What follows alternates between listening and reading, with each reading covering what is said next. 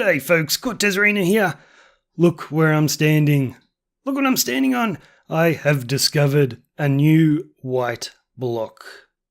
Now, before you all jump into the comments section and say, Cortez, you are dopey, it's because I've discovered something new about this that may not be new to you, but I'm excited about it. See, this is the stem of one of these mushroom blocks, and if I chop it with my Silk Touch axe, it goes all brown and funky. But, this is the exciting bit, guys. If I push it with a piston, here we go, it doesn't. It keeps this white texture, so I can build with it in a really annoying fashion, growing them and then pushing it into place with pistons. But yeah, this would be pretty cool. Like, I wouldn't use heaps of it just because of the fact it's so annoying, but I think it'd make a nice little feature. I might even try maybe a custom tree, although you'd see this part of it if it was a custom tree, and that'd be a bit yucky. And I'm not really sure, I've never grown a mushroom before, but I'm planting it on my psyllium, so do I just bone meal it and... Yes, and we get a big tree, so that's how I make the blocks. Cool! I just bone mealed something, guys. We're on the cutting edge of Minecraft here.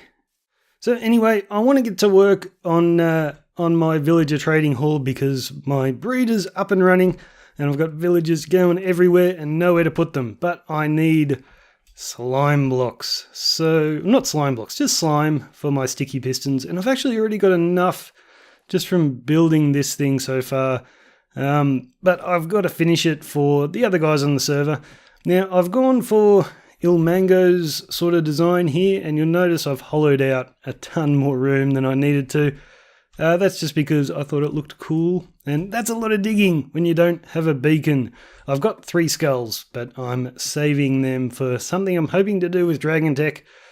So, yeah, I've been working on this, but I've also noticed we don't get a lot of slime spawns in our little archipelago. Now, I don't know a lot about mob caps. I kind of thought that these hostile slimes and passive mobs were completely separate caps. The only thing I can think of is all the squid. We've got a lot of squid around here. We're on islands, there's ocean everywhere. So I'm wondering if all the squid makes it so, yeah, we don't get a lot of slime spawning. But I don't know, slime farms always produce more slime than you ever need, so we only need a little bit. So I'm not following Ilmango's tutorial, I just sort of looked at it and got the dimensions of where he was putting his levels, and then I closed it and I've just been building it by myself. But I've noticed something here which for Ilmango would not be a problem. He's designed it with this layer at level 6. And then I'm running into bedrock. So for him, they'd be like, oh, you just get rid of the bedrock, I guess. But I don't have a dragon egg, and I can't be bothered doing the piston TNT method. So I'm thinking, I don't even have any slabs on me, do I? Hang on, let's get some slabs. You see, I need to put a level of magma blocks here and then have a hopper minecart run underneath. And this bedrock is going to get in the way. So I think with this bottom level, I might make it at this height. So I don't know if I would I still get a little baby slime spawning in there? Probably not, maybe, I don't know, but I'll do that so I can raise the magma blocks up one and get my minecart running through. If this bottom level doesn't produce anything, then so be it, doesn't matter. But I didn't bring you here, guys, to show you Cortez building a slime farm. You've seen heaps of people build them. I'm going to get this gun done, get the technical stuff out of the way, get the slimes moving to the surface, because that's where we're working today. We're going to build something. You know, I wanted to show you this at night, and I logged on, and it's night, which is cool, but it's raining, so that's a little bit uncool. I've got a hole there. We'll get back to that. But I wanted to show you this at night because, gee, that looks good. It's all lit up and pretty, but... Let's have a nap and hopefully clear this rain. And like magic, the rain has stopped. So this is what I've been working on. It's the AFK spot for the slime farm down there. So I need a spot that's more than 24 blocks away for the slimes to spawn. 27 once you add in the height of the slime. So this is well out of that range, and the bottom platform and my golem killing areas need to be, I think, within 124 blocks. Now, if I was directly above, that'd be easy to figure out, but we're on a bit of a diagonal, so I did some trigonometry and some really, really advanced maths, and I determined that I can't figure it out. So we're just going to say that this is probably the right distance. So this AFK spot isn't going to be just a dodgy little dirt house to stand in. It's I've built out a peninsula here, and I've put the foundations all the way to the bottom there, so it's looking pretty cool. And I've got this white concrete powder, and I might get white concrete and put some lines all the way down to the bottom there to make it look a little bit better. But basically, I've built this little peninsula out here because we're going to do a lighthouse on top. Now, the theme I'm going to go for in this lighthouse, the theme I'm doing in my entire island, I haven't told you yet, but it's going to be a lot of fun. You see Curly Melly's just over there, and he's doing a fantasy theme. Like, he's got a mushroom house and some other really cool stuff, but he hasn't put it in his videos yet, so I can't go over there and show you. And Dragon Tech over there sharing my island. He's doing like a Lord of the Rings themed theme build, like a lot of castles, stuff like that. Basically, the world of men is what he's doing. And that fits in really well with my theme because I'm doing like a Lord of the Rings, the world of the elves sort of build. So we're going to be doing a lot of elvish buildings, not necessarily inspired from Lord of the Rings, just what I think elvish buildings would look like. So we're going to be doing an Elvish Lighthouse. Now, this is probably the bit where I explain my plans for this. Don't really have any just yet. I haven't worked out a design. I'm toying with the idea of using sandstone. I don't know if it'll work. We might switch it out later. But basically, I want enough room in here for an AFK fisher and enough room to bring all the slime balls up here and then store them in some chests. But because I haven't got any plans, let's jump down here and I'll show you what I'm up to. Okay, so I haven't got all the golems going all the way to the top yet. I haven't got enough iron for that, but we've got one in at the moment just so we can get this started. And this looks nothing like Ilmango's design. I've put that in the too hard basket because I haven't got anything to break that bedrock. And I want to keep this platform at the level it is, so this is what I've come up with. It's basically, I'm going to have some fence gates probably here because we're going to be placing some water. Where do I want the other ones? Right here? Yep, about there. Uh-oh, what did I do? There we go. We won't try building on camera, but the fence gates are in and they are there so the slimes can hop in here toward the golem, but the water can't escape because I'm going to be placing some water. So basically, I'm still going to kill them on the magma blocks, but I'm going to use water to push their drops into this hopper chain. And I haven't got a lot of magma blocks here because when you place water down on top of magma blocks, there we go, it'll evaporate it. So I can't place the source blocks on top of one of them or the water will disappear. But I also haven't placed any magma blocks right here just because I figure all this evaporating is going to cause a little bit of lag. So the fewer magma blocks I have, the better. And the positions I place the water in, it's going to push the slimes onto these magma blocks anyway. Isn't this a weird sound for standing on magma blocks now? It's freaky. But anyway, it takes a little bit longer to kill the slimes this way, but it's a lot easier, so I can just run my drops off to wherever I'm going with them. So we're almost done down here. Even though I said this wasn't going to be an episode about building a slime farm, I thought I'd show you this because it's a little bit different.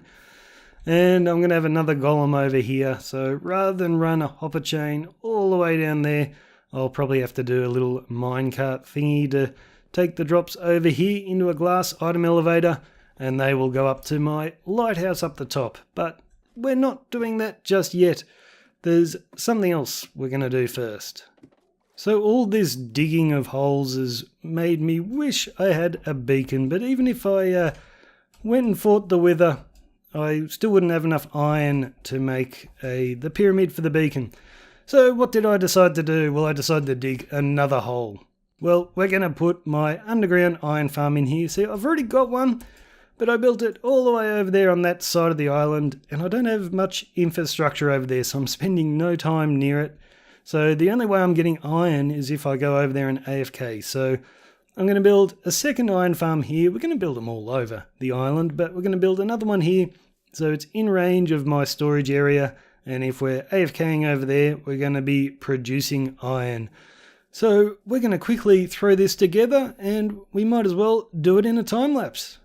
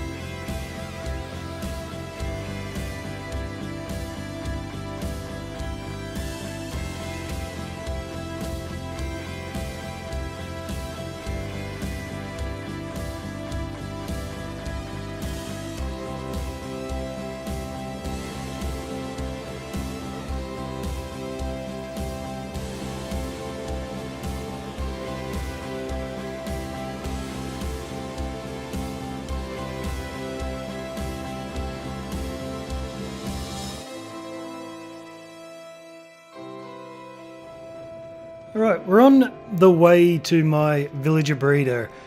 And you know, I thought we'd be doing this in this episode, having a look at the mega breeder that I'm building, but we're not. I'm going to get out right here, and we're just getting the last villager for my iron farm. The last few actually I've been hitting too many times as I'm getting them out the minecart, and they've been dying from the fall damage, so hopefully we'll be okay here. But we're not going to do the villager breeder. We're not going to look at it this episode because I've figured out what I'm doing for the lighthouse. We're going to get rid of the sandstone and we're going for an all-white theme. So I've got a lot of resource gathering to do. So, okay, get out of the minecart. Come on, get out. Okay, didn't hit him. He should be okay. It's a little baby. That's fine. He'll grow up. Get in the hole. So I've got to go into the nether, get a ton of quartz. Yep, we're good. We can seal this up now. Got to get a ton of quartz. Got to get some bone blocks, a lot of them, which is fine because Curly Mally has built us a skelly farm. So I'm going to run around and get all the stuff I need, and then we'll get building. And this iron farm is up and running already. Look at that. 35 iron just as I've been gathering resources. So I've got myself a ton of bone blocks. That was really easy. The nether took a lot longer, but I've got myself quite a bit of quartz and it's raining. See, I want to do a time lapse for that build, but it's like constantly raining at the moment and I'm worried the rain's going to wreck it. So fingers crossed we'll be okay. Anyway, I've been over to Dragon Tech's place. It's good having him for a neighbour. I sheared all his sheep and stole myself a stack of cactus from his cactus farm.